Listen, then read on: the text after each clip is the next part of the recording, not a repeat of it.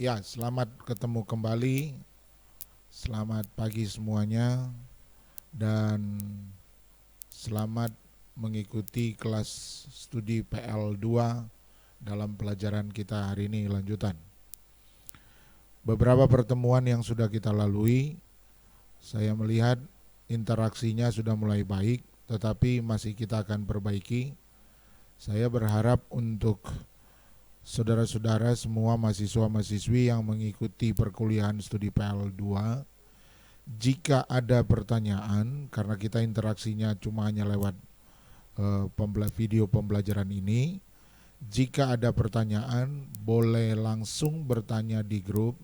Nanti saya akan menjawab lewat video-video susulan atau lanjutan dalam menjawab semua pertanyaan-pertanyaan apa yang saudara-saudara ingin tanyakan. Itu yang pertama, mendahului pembicaraan kita yang pada pertemuan ini.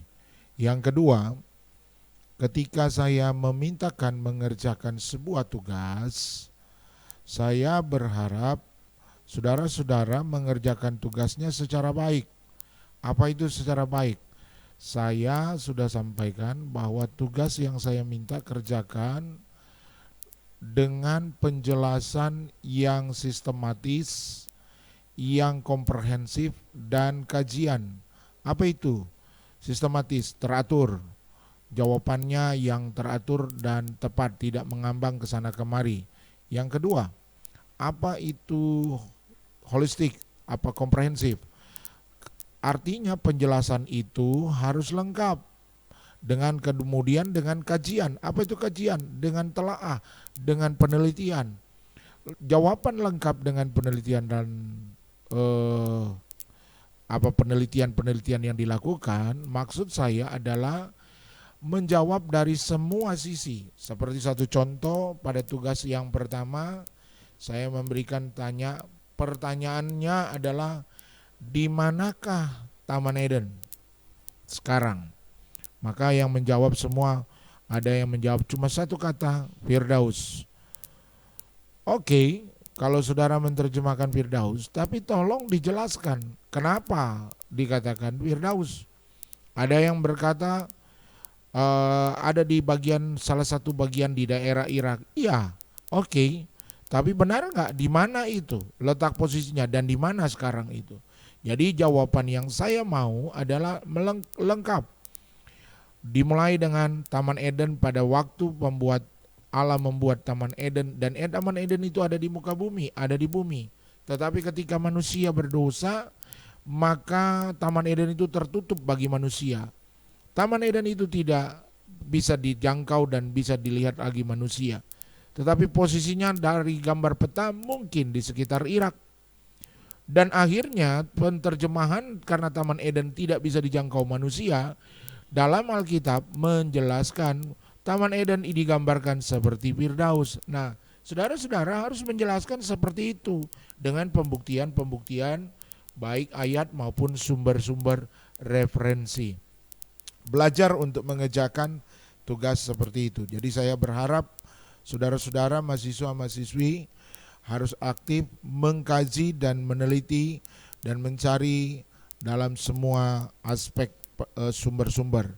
Saudara-saudara dapat membuka banyak sumber. Hari ini zaman modern dapat Anda menggali dari banyak berbagai sumber.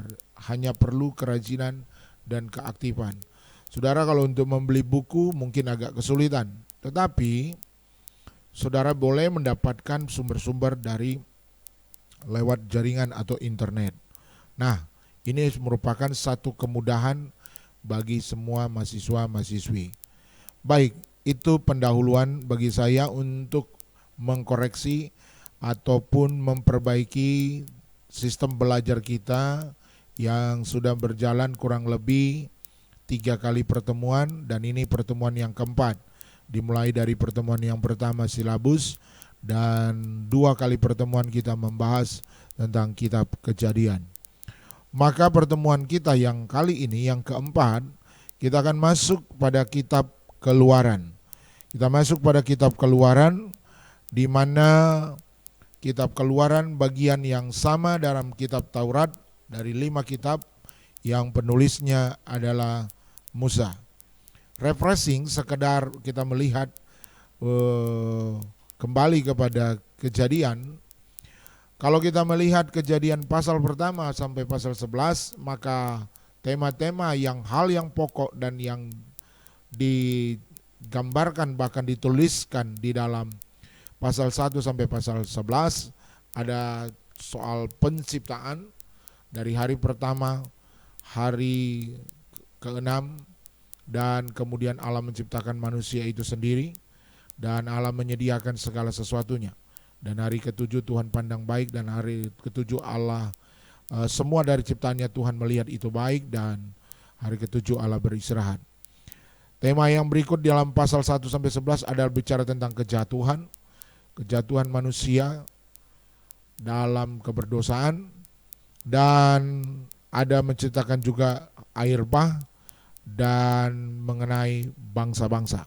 Itu kalau kita melihat yang terangkum dari pasal 1 sampai pasalnya yang ke-11. Sementara pasal 12 sampai pasalnya yang ke-50, maka ini adalah zaman patriark, dimulai dari Abraham, pemilihan Allah terhadap Abraham.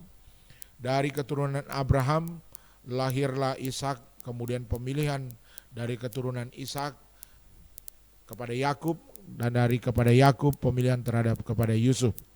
Saudara-saudara, maka dari Kejadian pasal 12 sampai 50, maka terjadilah satu bangsa pilihan, umat pilihan Allah, yaitu bangsa Israel.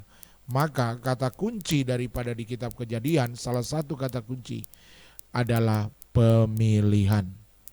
Baik, ini adalah kalau saudara melihat di video pembelajaran dan saudara lihat PowerPoint, maka saudara akan menemukan ini gambaran sekedar silsilah dari patriark itu, di mana Abraham yang terpilih, dia punya bersaudara dari saudara-saudaranya, yaitu Haran dan Nahor, dan orang tua mereka, bapak mereka adalah Terah. Abraham menikah dengan Hagar, Sarah, kemudian dari Hagar kemudian lahir keturunannya, ya, Ismail, dari Sarah Ishak, ya. Ini kira-kira saudara boleh melihat gambarannya seperti itu, ya, dari diagram ataupun silsilah zaman para patriark. Saudara juga, sebenarnya saya ada membuat satu tugas, cuma tidak diposting. Mungkin minggu ini saya berharap saudara ada tugas yang dari kitab Kejadian yang kemarin karena miskomunikasi ataupun sayanya yang terlambat sehingga tidak dipostingkan tentang tugas itu. Tapi kalau tidak mengapa, saya juga ingin saudara membuat, kalau memang ada waktu, saya nanti akan ambil dan postingkan dan saudara-saudara untuk kerjakan. Baik, kita lanjut. Dari silsilah patriark ini sampai berujung kepada Yusuf. Yusuf yang berada di tanah Mesir. Saudara-saudara, kitab Kejadian berakhir pada zaman ditutup, yaitu dengan kepindahan ataupun seluruh anak-anak dari Yakub dan seluruh keturunan Yakub yang pindah dan masuk tinggal di tanah Mesir, di tanah Goshen. Mereka tinggal di sana dengan peristiwa di mana didahului dengan Yusuf yang dijual sebagai budak, dan akhirnya dia memerintah dan dia berkuasa menjadi orang yang kedua di istana Mesir sesudah Firaun. Dan karena Yusuf mendapat kasih karunia Allah, Yusuf menjadi orang yang hebat dan luar biasa, maka Firaun memberikan kesempatan ataupun memberikan dari semua saudara-saudara Yusuf, bahkan orang tua daripada Yusuf yaitu Yakub, menuju ke tanah Mesir, pindah mereka semua dan ditempatkanlah di salah satu bagian wilayah di dalam kekuasaan Mesir, tanah yang subur, tanah yang luar biasa mereka tinggal, yaitu di tanah Goshen. Nah, kitab Kejadian ditutup dengan kematian daripada Yusuf. Tentunya sudah didahului dengan kematian Yakub. Yakub berpesan kepada Yusuf, apabila mereka keluar dari tanah Mesir, maka tulang-tulang semua daripada Yakub harus dibawa. Itu profetik. Belum terjadi, tapi Yakub telah melihat ke depan bahwa tanah Mesir bukanlah menjadi tanah perjanjian Allah. Tanah Mesir bukanlah tanah yang disiapkan bagi keturunan Abraham. Jadi mereka, Yakub sudah menyampaikan itu, sehingga dalam Kejadian 50, dalam kitab Kejadian 50, maka diakhiri dengan kematian Yusuf. Saudara-saudara, kematian Yusuf, maka masuklah kita kitab Keluaran. Kitab Keluaran penulisnya adalah Musa. Dalam kitab Keluaran maka kita akan melihat rangkuman 4 hal dibicarakan dalam kitab Keluaran itu. Bagian-bagian pasal-pasal yang sebelumnya, pasal-pasal pertama dalam kitab Keluaran, ada banyak hal yang dialami oleh keturunan Yusuf, keturunan Yakub di tanah Mesir, yaitu penindasan. Kenapa mereka mengalami penindasan? Karena Firaun, Yusuf sudah mati, Firaun sudah mati. Orang yang menggantikan keturunan daripada Firaun itu sendiri adalah keturunan yang tidak pernah kenal dan tidak mengenal cerita dan bahkan apa yang telah dilakukan Yusuf pada zaman sebelumnya. Sehingga pemimpin orang yang berkuasa pada waktu itu, mereka melihat keturunan Yakub ini, orang-orang Israel, orang Ibrani itu, belum dikatakan Israel, orang-orang Ibrani itu adalah merupakan satu ancaman bagi mereka, satu ancaman bagi bangsa Mesir, sehingga keputusan keluar dari Firaun pemimpinnya, mereka membuat penindasan yang begitu rupa karena ketakutan itu. Pada waktu peristiwa penindasan ini, berserulah orang-orang Ibrani yang ada di tanah Mesir, keturunan Abraham, keturunan Yakub ini. Mereka berdoa memohon kepada Allah untuk membebaskan mereka. Maka muncullah satu tokoh dan yang memimpin pembebasan dari tanah Mesir itu. Peristiwa yang diceritakan dalam kitab Keluaran adalah adanya pewahyuan untuk hal-hal yang ke depan bagi satu bangsa, bahkan hal-hal bagi kerajaan dan bahkan bagi perjanjian baru ini. Dan kemudian ada hal tentang ibadah. Ada hal tentang ibadah. Mereka keluar dari Mesir, hal yang dituju pertama sekali adalah Gunung Sinai, di mana Allah bersemayam di sana. Kemudian orang-orang Israel dan Musa menuju ke sana untuk menyembah kepada Allah. Itu tujuan utama. Jadi saudara-saudara, kalau kita melihat sedikit rangkuman, kalau melihat dalam kitab Alkitab ini, dimulai ke dalam kitab Kejadian. Kitab Kejadian memperkenalkan siapa Allah. Allah menyatakan dirinya dan memperkenalkan dirinya. Siapa Allah itu? Bahkan kita boleh mengenal Allah itu.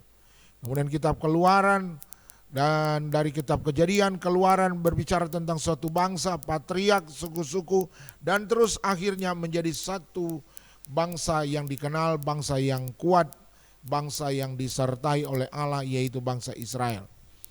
Dari demikian terbentuknya bangsa itu, kemudian adanya pembentukan aturan-aturan dalam ibadah, dalam penyembahan, maka dipimpin oleh imam-imam. Kemudian kematian seorang pemimpin, pada waktu itu Musa, Yosua, maka masuklah pada masa hakim-hakim, seterusnya raja-raja, nabi-nabi, kemudian masuk kepada juru selamat, Yesus lahir, kelahiran Yesus, kematiannya, kemudian masuk pada zaman Rasul, masuk kepada gereja Tuhan.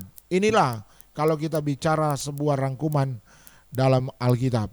Hari ini dalam kitab ini kita berbicara, dalam kitab Torah ini berbicara dari Kejadian, berbicara tentang siapa Allah, Allah yang memperkenalkan diri, bangsa pilihan, bangsa-bangsa lain, bangsa yang tidak mengenal Allah, patriark keturunan dari Abraham, suku-suku, 12 suku yang dari keturunan Yakub itu, suku Israel menjadi suku Israel, dan berbicara tentang keimaman. Jadi saudara-saudara, ini bagian dari Alkitab yang kita pelajari. Kalau kita melihat garis waktu dalam peristiwa-peristiwa ini ada tabelnya, garis waktu perkiraan sekitar tahun-tahunnya, dimulai penciptaan masuk kepada masa sampai diakhiri sampai masa yang sekarang ini. Ya, masa sekarang ini. Nanti saudara lihat di dalam slide dan dalam video pembelajaran saudara dapat lihat. Saya lanjut. Mari kita akan bicara tentang sebuah bangsa dimulai. Cerita tentang pembentukan sebuah bangsa dimulai dari kitab Keluaran ini. Kitab Keluaran dalam bahasa Ibraninya Wa'elah, ya, Wa'elah Semot. Diambil dari frase pertama yang mengikuti kebiasaan teks-teks kuno, ya. Kemudian dalam bahasa Inggris yaitu Exodus, yang artinya yang keluar, yang juga terjemahan dari Yunani dan Auto, jalan keluar atau keberangkatan atau yang keluar. Israel meninggalkan Mesir hanya membutuhkan, diceritakan hanya beberapa pasal. Tetapi penekanan kunci kitab Keluaran ini, maka menggunakan kata keluaran itu menjadi hal yang sangat sesuai dan tepat, karena menceritakan hal yang penting, bagaimana pembebasan, bagaimana mereka keluar dari tanah Mesir yang mereka alami penindasan. Saudara-saudara, penulisnya dari bukti-bukti luar, dari bukti tradisi dan kitab-kitab yang lain, membuktikan bahwa penulisnya adalah Musa.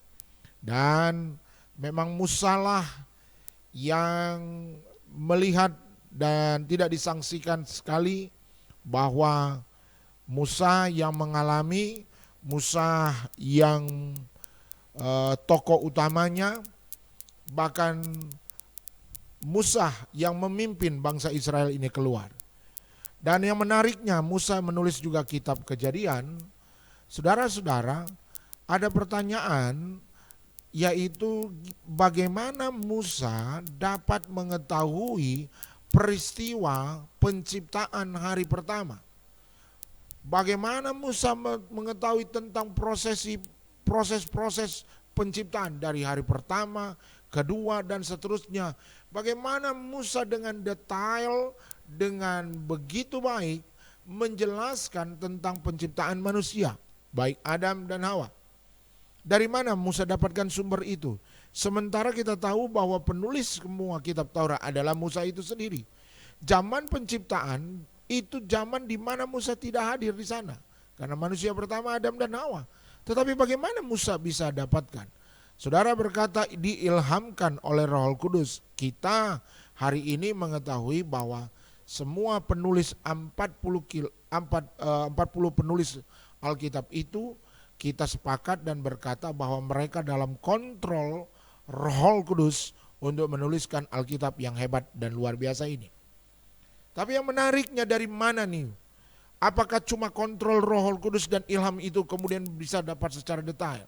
Saya percaya Musa dapat menulis ini secara detail karena Musa ada peristiwa dalam kitab Keluaran. Begitu mereka keluar dari tanah Mesir, maka mereka pergi ke Gunung Sinai, dan Musa 2 kali 40 hari berada dengan Allah di Gunung Sinai.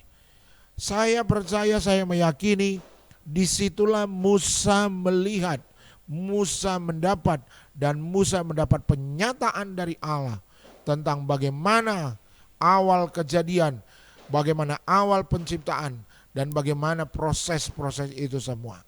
Saya percaya Musa dijelaskan dan dapat penyataan dari Allah yang luar biasa, sehingga Musa dapat menulis secara baik.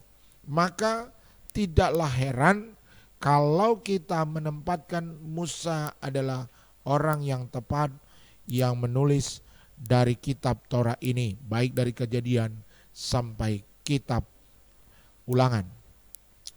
Bukti internal untuk kepenulisan Musa. Beberapa ayat yang menunjuk langsung kepada Musa. Itu kita lihat.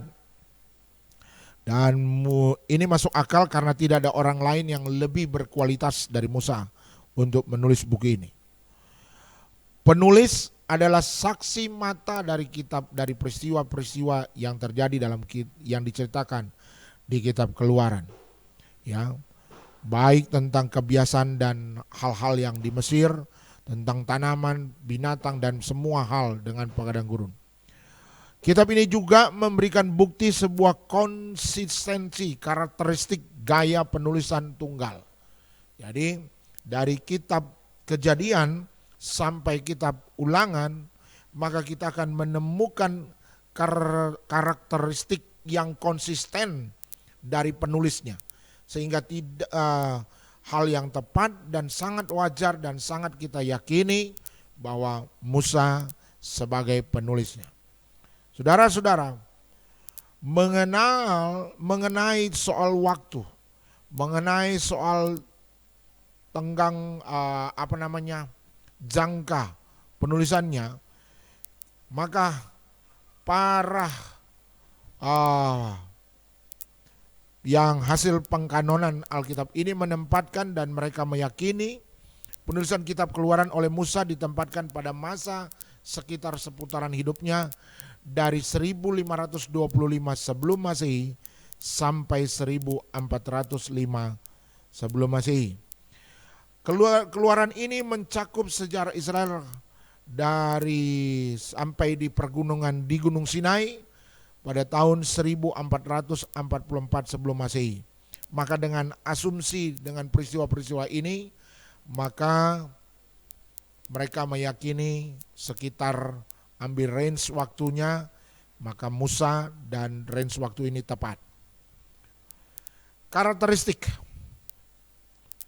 Keluaran berisi lebih banyak informasi mengenai hal-hal, 3 hal ya, yang dibandingkan dengan kitab-kitab suci yang lain, yaitu berbicara tentang Paskah, karena Paskah pertama di tanah Mesir, kemudian berbicara tentang Taurat, hukum yang diberikan Allah dan penerimanya adalah Musa, kemudian berbicara tentang tabernakel, kemah suci. Maka kitab Keluaran ini menjelaskan secara karakteristiknya yang jelas dan penjelasan-penjelasan yang luar biasa di dalam kitab Keluaran. Keluaran meletakkan dasar bagi hukum Musa secara keseluruhan. Jadi kitab Keluaran ketika Musa menerima hukum dari Allah Taurat itu, maka Keluaran menjelaskan peristiwa itu, menjelaskan dan menjadi dasar untuk kitab-kitab yang lain. Ya, alasannya apa? Keluaran mulai dari akhir dari Kejadian, keluarga Yakub pindah ke Mesir, kemudian mereka menunggu janji Allah kepada Abraham bahwa seluruh wilayah tanah Kanaan itu menjadi milik daripada Abraham. Keluaran mencatat bagaimana Allah campur tangan dalam pemenuhan janji tersebut dengan membentuk pemilihan Allah terhadap Yakub menjadi sebuah bangsa yang dimana Allah memerintah sebagai teokrasi. Pemerintahan sebuah bangsa dimulai terhadap bangsa Israel, dan di situ pemerintahan Allah pertama sekali, ya. Dan maka itu bangsa yang memiliki pemerintahan secara teokrasi. Maka kata kunci dari kitab Keluaran ini adalah pembentukan. Salah satu kata yang gampang kita ingat, gampang kita hafal adalah pembentukan. Pembentukan. Berikut. Apa kira-kira yang dibutuhkan untuk membentuk sebuah bangsa? Bagaimana suatu bangsa mendapat pengakuan, bagaimana bangsa mendapat satu penyataan, bagaimana bangsa mendapat satu pengakuan dari bangsa-bangsa lain. Apa persyaratan untuk sebuah bangsa? Saudara-saudara, maka kalau kita melihat alasan untuk membentuk sebuah bangsa ada 3 hal, yaitu 1 kemerdekaan, 2 pemerintahan, yang ketiga tanah.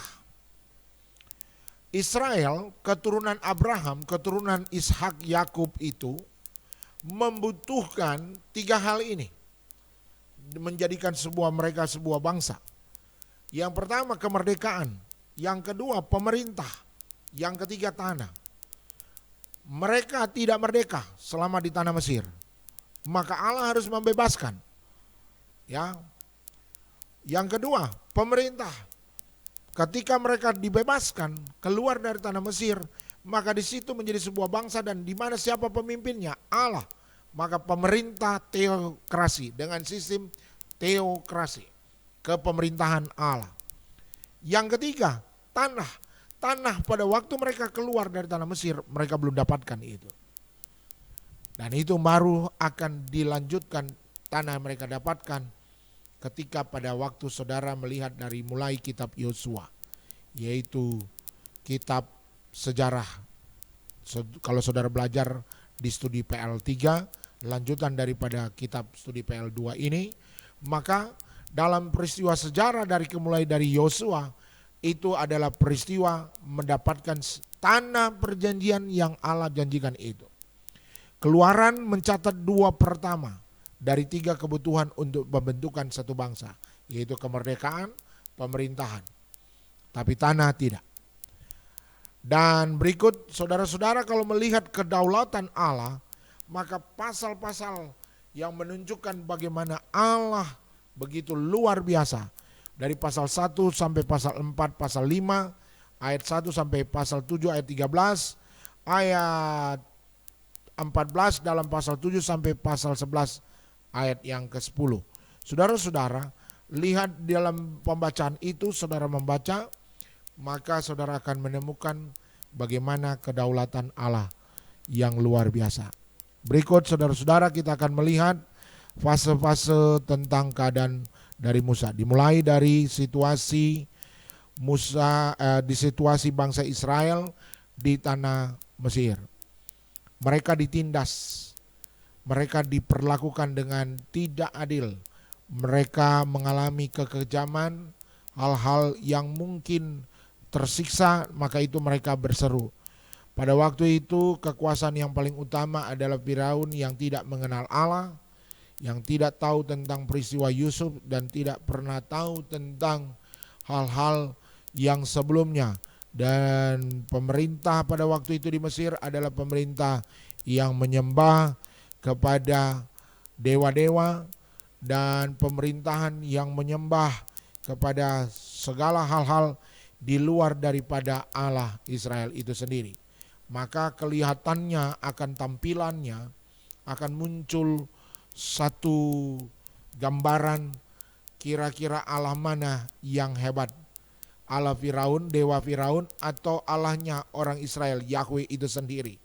Saudara akan melihat dari semua peristiwa-peristiwanya. Dan demi menindas orang-orang Israel, maka semakin ditindas orang ini, orang Ibrani itu tidaklah menjadi lemah, tapi mereka tetap kuat. Dan jumlah mereka tetap banyak. Maka Firaun mengambil kebijakan, yaitu seluruh bidan-bidan dari orang Mesir diperintahkan setiap kali kelahiran bagi orang Ibrani, wanita-wanita Israel, wanita-wanita Ibrani melahirkan. Pada waktu peristiwa melahirkan itu, maka tugas bidan-bidan ini adalah membunuh anak-anak yang dilahirkan dari wanita Ibrani. Tujuannya apa? Penekanan dalam segi jumlah. Tapi kalau saudara baca dalam pasal 1 dalam kitab Keluaran, bidan-bidan ini berkata bahwa orang-orang wanita-wanita Ibrani, perempuan-perempuan Ibrani adalah kuat-kuat. Sebelum bidan itu sampai, para perempuan-perempuan Ibrani telah melahirkan lebih dulu. Sehingga kesempatan mereka untuk menekan dan membunuh menekan angka kelahiran di tanah Mesir, mereka tidak memperolehnya. Mereka tidak dapat kesempatan. Ini sangat luar biasa. Saudara, kita akan melihat peristiwa Musa dilahirkan, juga demikian peristiwa yang sama, dan Musa mengalami daripada nanti menghadapi ancaman dan khawatir dengan keadaan itu, maka Musa dihanyutkan di Sungai Nil, tapi kakaknya mengawasi dari jauh. Suatu ketika permaisuri, istri Raja Firaun, melihat dan sedang mandi dan menemukan bayi Ibrani itu, dan akhirnya diangkat, ditemukan, dan diberikanlah kesempatan untuk dipelihara oleh orang tuanya selama 3 bulan. Kemudian sesudah itu dikembalikan kepada putri raja, dan putri raja itu Ratu Hatshepsut, ya, memelihara Musa sampai dia dewasa. Nama Musa diberikan oleh ratu itu, yang artinya ditarik keluar dari air. Kelihatannya nama Musa kayak nama Ibrani, tapi sebenarnya nama itu diberikan oleh ratu Mesir itu. Baik, Musa kalau dilihat dalam Kisah Para Rasul, dikatakan situ Musa lahir dan ia elok di mata Allah, ya. 3 bulan lamanya ia diasuh di rumah ayahnya, lalu ia dibuang, tetapi putri Firaun memungutnya dan menyuruh mengasuhnya seperti anaknya sendiri. Oke.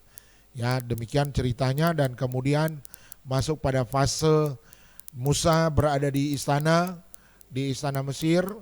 Dia dididik dengan pengetahuan, dan saudara jangan salah bahwa Mesir adalah bangsa yang besar dan maju pada waktu konteks pada masa itu. Mesir memiliki kekuasaan, berkuasa, dan pengetahuan mereka tinggi, ya. Kemudian Musa dididik, bukan cuma hanya dididik dalam soal literatur, membaca dan semua bagian-bagian pengetahuan itu sendiri, tetapi Musa juga dididik dalam kemampuan bertempur, kemampuan strategi, kemampuan ahli menggunakan senjata. Musa mengalami pendidikan itu. Satu ketika Musa melihat ada perlakuan yang tidak adil kepada orang Ibrani dari penindasan yang dialami, maka Musa terpancing dan membunuh orang yang menindasnya, dan akhirnya Musa ketakutan. Musa melarikan diri. Dia melarikan diri ke lokasi di daerah tanah Midian. Ya, saudara melihat petanya di mana tanah Goshen. Saudara lihat gambar di video ini. Saudara akan melihat bagaimana tanah Goshen dan di mana tanah Midian. Jadi Musa lari menuju ke tanah Midian. Musa di tanah Midian dalam pekerjaannya berada di sana, dan dia menikah di sana, tetapi dia hanya mengurus domba. Satu ketika dia naik di suatu gunung, dan dalam merawat domba-dombanya, dia beternak. Dia melihat semak yang menyala, semak belukar yang menyala, tetapi disitulah awal Musa mengenal Allah Yahweh itu sendiri. Saudara akan melihat di dalam kitab Keluaran 3 sampai Keluaran pasal 4 ayat yang ke-17.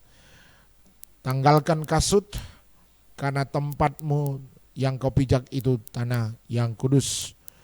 Tuhan berjumpa dengan Musa. Dalam perjumpaan dengan Musa ada percakapan, dan Musa diperintahkan untuk menyampaikan ataupun membawa, ditugaskan untuk mengeluarkan bangsa Israel yang di tanah Mesir. Tapi Musa berdalih dengan memberikan alasan-alasan. Pertama, siapa saya? Siapa engkau? Kemudian begitu dia kenal yang memerintah, Allah mengenalkan diri, dan kemudian Musa harus mengerjakan itu. Musa berkata, bagaimana jika saya gagal? Ada banyak alasan yang Musa keluarkan. Dan kemudian Musa juga berkata, memberikan alasan, saya tidak punya kemampuan, saya tidak punya karunia, saya gagap dan semuanya. Yang terakhir Musa beralasan sepertinya kayak Musa tidak mau terlibat, artinya mungkin Musa menolak akan tugas itu. Jadi dalam Keluaran pasal 3 ayat 11, Keluaran pasal 4 ayat 1, ayat 10, ayat 13, bagaimana penolakan Musa dengan alasan-alasan apapun yang keluarkan untuk menolak tugas daripada Allah itu sendiri. Ini tabel waktu periode kehidupan Musa. 40 tahun dia di tanah Mesir, di lokasi Mesir, ada dalam Keluaran 2 ayat 1 sampai 10, dengan range waktunya kurang lebih 1525 sampai 1485 sebelum Masehi. Kemudian 40 tahun dia menggembalakan ternak domba di daerah Midian. Jadi bukan pekerjaan, bukan range waktu yang singkat, tapi 40 tahun. 40 tahun Musa menyendiri, Musa menghilang dari peradaban, dari kehidupan istana, kehidupan pangeran. Tapi Musa masuk pada titik nol, titik rendah, yaitu 40 tahun.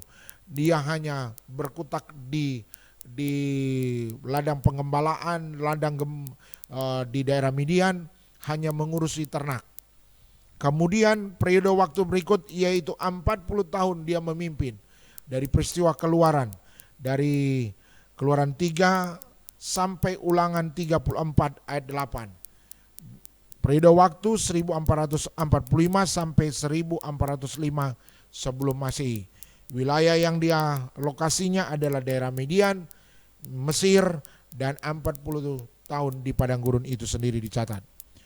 Saudara, kemudian masuk, kalau tadi saya bilang bagaimana perbedaan antara Allah atau dewa-dewa orang Mesir dengan Yahweh Allah orang Ibrani, maka muncul satu peristiwa waktu Musa membebaskan, bagaimana ada 10 tulah di situ membuktikan ya sebuah pertaruhan, sebuah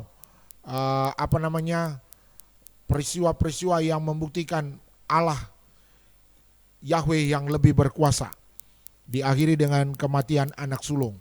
Itu saudara melihat dalam Keluaran pasal 7 sampai pasalnya yang ke-12. Sementara arti tulah itu apa? Saudara-saudara, dewa-dewa Mesir itu juga mempercayai ada hal-hal yang kaitannya dengan katak, nyamuk, lalat pikat, belalang dan semuanya. Mereka mempercayai juga ada peristiwa-peristiwa seperti itu, ya. Sehingga peristiwa yang mereka yakini, yang mereka percayai, mereka alami, mereka tidak mampu mengatasinya. Dan kematian anak sulung adalah puncak daripada peristiwa yang ada di Mesir. Saudara akan melihat itu semua.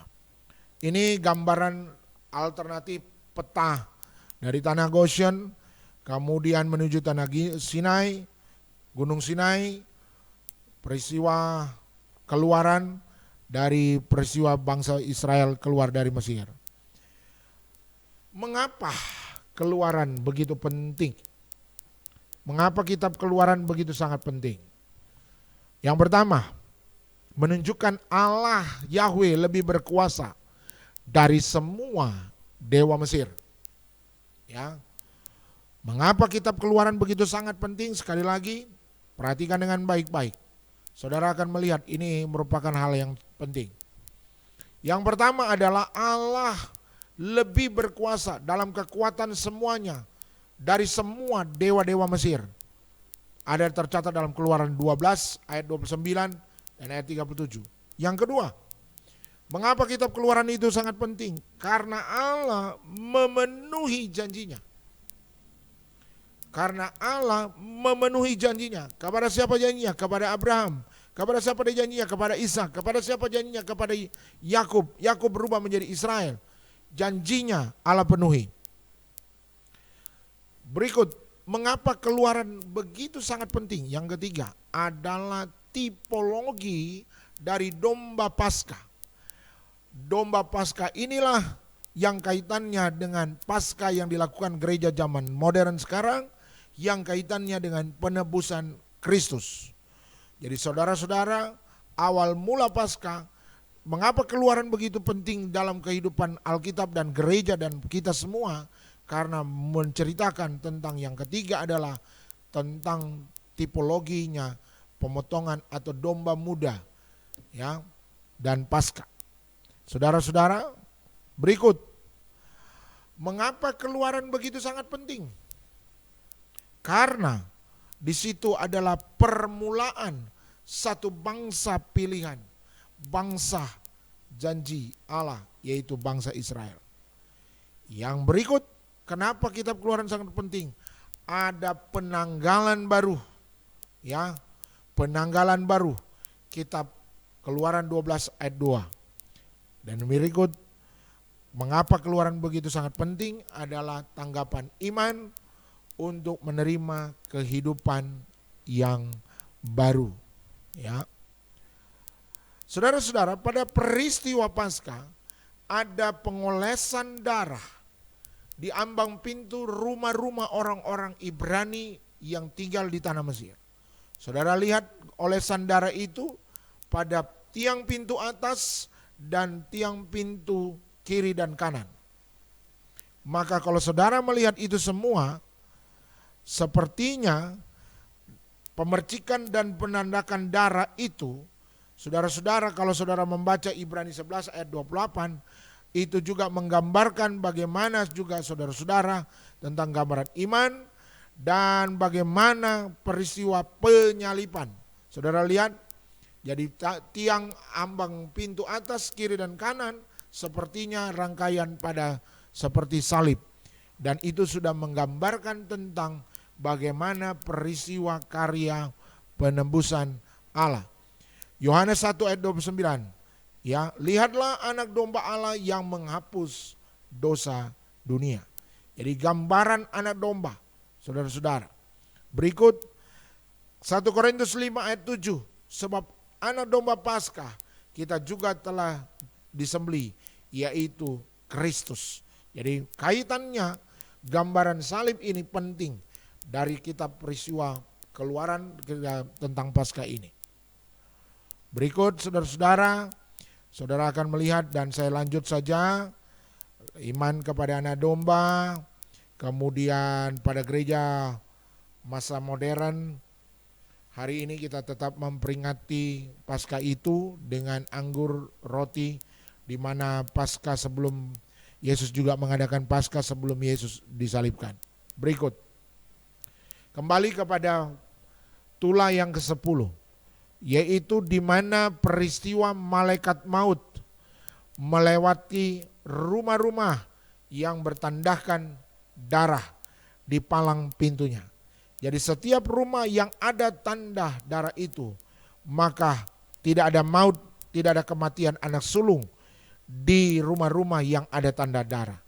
Maka kaitannya dengan gereja, saudara-saudara, peristiwa itu merujuk pada perjanjian baru.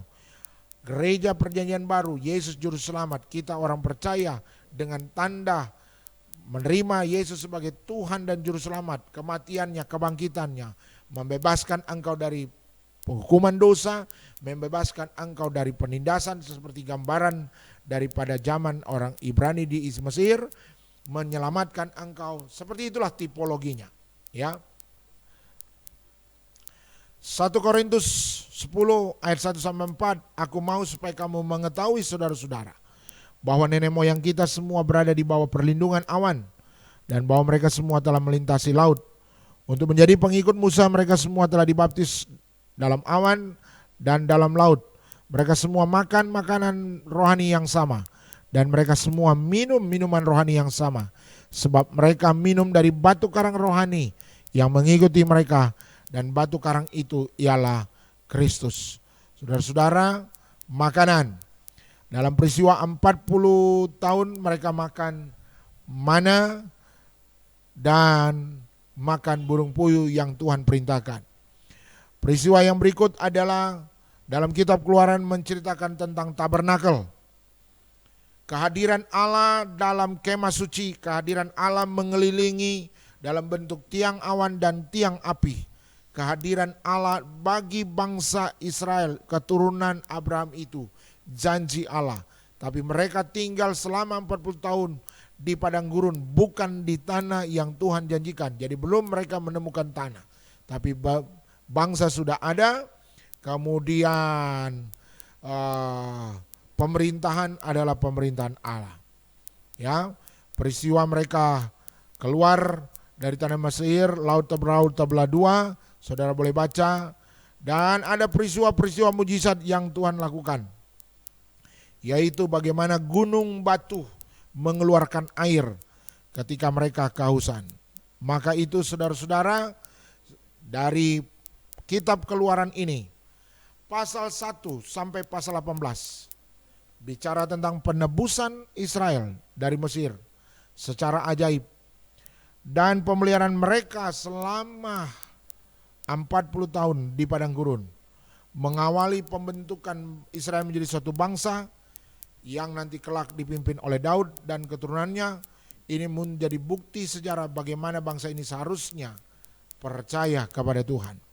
Pasal 19 sampai pasal 40, di mana mereka menerima hukum, tapi mereka menolak. Tetapi setelah itu mereka bertobat, Tuhan menyatakan dan memperbaharui perjanjian itu dengan kehadiran kemah suci itu, dan menyatakan dosa dan anjuran untuk menjaga, membangun kekudusan di dalam pemerintahan ya Allah sebagai raja mereka. Saudara-saudara, pentingnya Gunung Sinai. Apa yang terjadi bagi bangsa Israel kalau tidak melewati Gunung Sinai? Tetapi seandainya langsung menuju tanah Kanaan, apa yang terjadi? Jadi kalau dengan demikian saudara-saudara, ada pelajaran yang berharga selama 40 tahun mereka di Gunung Sinai itu. Coba saudara-saudara mahasiswa membaca kitab Keluaran dan renungkan mengapa penting Gunung Sinai itu bagi orang Israel. Seterusnya, kemudian ayat kunci dalam kitab Keluaran ini yaitu Keluaran 19 ayat 5 dan 6. Jadi sekarang jika kamu sungguh-sungguh mendengarkan firman-Ku dan berpegang pada perjanjian-Ku, maka kamu akan menjadi harta kesayangan-Ku sendiri dari antara segala bangsa. Sebab akulah yang empunya seluruh bumi. Kamu akan menjadi bagiku kerajaan imam dan bangsa yang kudus. Inilah semuanya firman yang harus kau katakan kepada orang Israel. Ini ayat kunci bagi orang Israel yang Musa terima. Terakhir kesimpulan. Kesimpulan dari pembelajaran kita pada pertemuan ini, yaitu pembentukan Israel menjadi suatu bangsa diawali dengan Tuhan sebagai raja yang melakukan penebusan dari Mesir secara ajaib, dan pemberian hukum Musa untuk mempersiapkan sebuah kerajaan yang kelak dipimpin oleh keturunan Yehuda agar dapat memerintah dengan menyatakan kekudusan dan kepercayaan kepada Tuhan. Sampai di sini, nanti kita akan lanjut untuk minggu depan. Tuhan Yesus memberkati.